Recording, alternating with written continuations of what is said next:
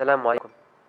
أبو ذر غفاري أفرمي بيغمبري خوان فرمو عليه الصلاة والسلام أخبرني بأحب الكلام إلى الله. أي بيغمبري خوان عليه الصلاة والسلام هوالم بي بدا بابزانم كاما وشا كاما قصة لله إخواي قولا خوشويسترين قصية.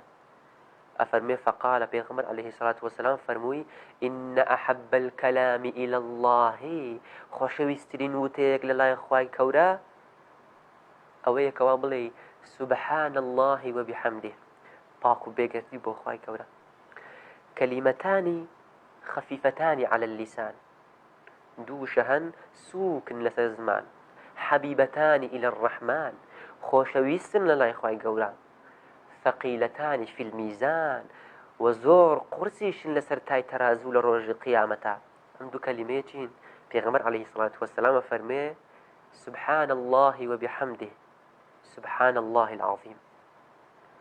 أبو هريرة أفرمي من قال سبحان الله وبحمده في يوم 100 مرة هركسي لروجك صد بلي سبحان الله وبحمده أفرمي حطت خطاياه وإن كانت مثل زبد البحر.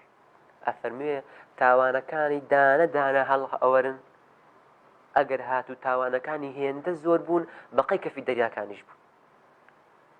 أبو ذر أفرمي برسالة من البيغمبر كل أي الكلام أفضل توشيك تقصيك قورتريني وشكانا لسروها مو وشكانا ويا بيغمبر فرموي ما اصطفى الله أو شيء خواي قورها اللي بجاردوا لملائكته بو ملائكة كان أو لعباده يا بو بندكاني أو كلمات يا أفرمي سبحان الله وبحمده.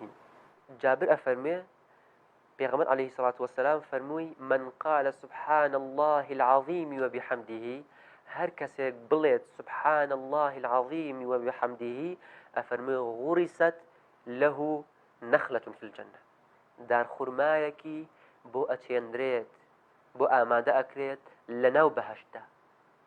والسلام عليكم ورحمة الله وبركاته.